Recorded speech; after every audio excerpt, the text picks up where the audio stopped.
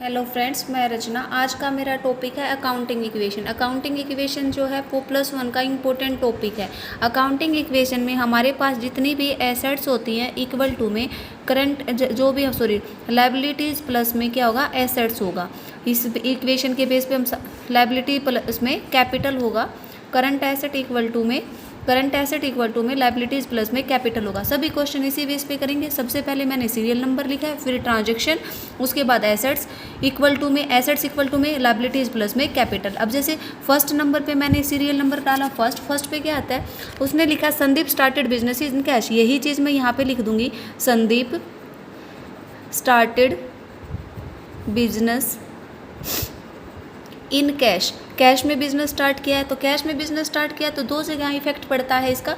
Minimum 2 side effect होता है, पर हो सकता है दो से ज़्यादा जगह भी उसका इफेक्ट पड़ जाए। तो कैश में किया है तो एसेट मेरे पास क्या आ गई, कैश, प्लस में कैपिटल हमारे पास है, यहाँ पे मैंने कैपिटल लिख दिया। 1 लाख रुपये से बिजनेस स्टार्ट किया है तो 1 लाख का तो यहाँ पे कैश आ गया, और 1 लाख की इक्वल टू 1 लाख की मेरे पास कैपिटल आ गई।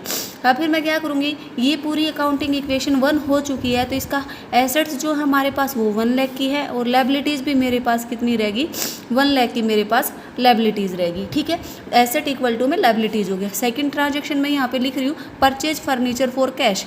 परचेज किया है भाई, परचेज फर्नीचर फॉर कैश।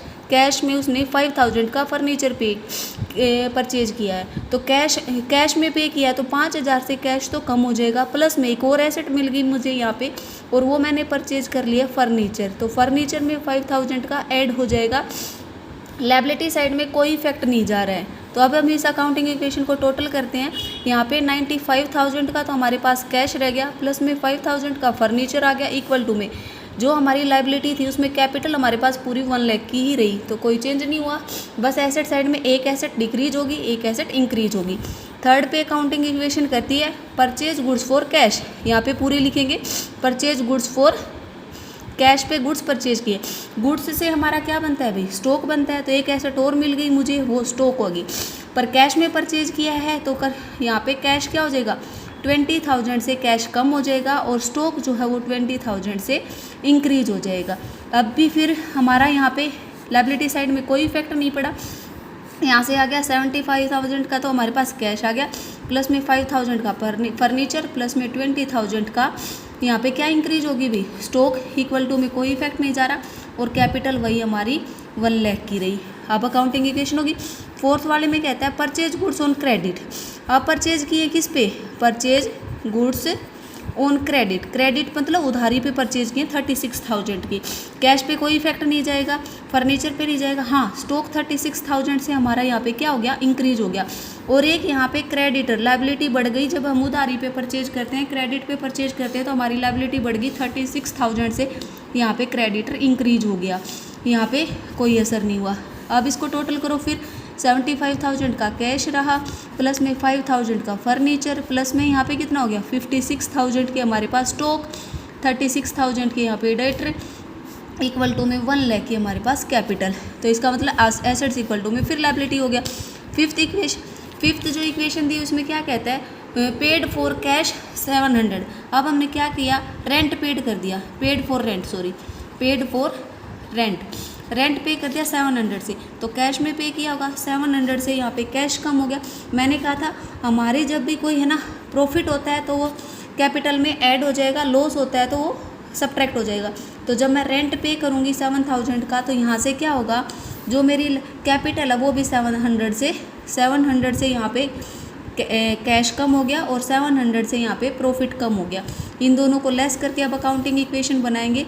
75,000 में से 700 जाएगा तो 74,300, प्लस में 5,000 की यहाँ पे फर्नीचर, 56,000 का स्टॉक, 36,000 के डेटर, यहाँ पे और कुछ नहीं है, तो ये इसको लेस कर देंगे तो 99,300 का यहाँ पे कैपिटल बचता है। अब सिक्स्थ को ध्यान से देखना भाई, कहता है गुड्स की कॉस्टिंग कितनी दी हुई है, 40,000 की गुड्स की कॉस्टिंग है, और उसमें से सोल्ड कर दिया at a profit of 20% for cash. 40,000 की जो गुड्स थी उसको 20% प्रॉफिट पे सोल्ड कर दिया, तो इसका जो भी 20% आएगा वो कितना बनता है, 8,000। तो इसका मतलब 40,000 वाली गुड्स हमने 8,000 के प्रॉफिट पे बेच दी, तो कितने की सोल्ड कर दूंगी, यहाँ पे ये इक्वेशन लिखना, तो हमने वो 48,000 की सोल्ड कर दी, तो कैश हमारे पास 48,000 का कैश तो हमारे पास आ गया होगा, 48,000 का कैश आ गया होगा। और कहाँ इफेक्ट पड़ा होगा, 40,000 का हमारे किस में इफेक्ट पड़ा होगा, स्टॉक, क्योंकि वहाँ से सोल्ड हो गया, यहाँ पे लेस कर दिया। और दोनों के बीच का जो गैप है वो 8,000 का है, जो कि मेरी कैपिटल के अंदर, कैपिटल में 8,000 का जो प्रॉफिट है वो मैंने यहाँ पे क्या कर दिया, ऐड कर दिया। अब इससे अकाउंटिंग इक्वेशन पूरी तैयार है। 74,300 के अंदर 48,000 को हम ऐड करेंगे तो ये कितना आता है भाई, 1,22,300 प्लस में 5,000 प्लस में इसमें से ये 40,000 लेस करेंगे तो 16,000 इक्वल टू में 36,000 प्लस में यहाँ से कितना बनेगा 1,07,300 अप्रोक्स। तो ये हमारी अकाउंटिंग इक्वेशन का पूरा क्वेश्चन सोल्व हो गया है। बेसिक रूल है उनको ध्यान रखिएगा। मेरे चैनल को लाइक सब्सक्राइब शेयर ज़रूर करिएगा। अगर कोई आपको प्रॉब्लम है तो उसको आप कमेंट बॉक्स में ज़रूर डालिएगा। Thank you.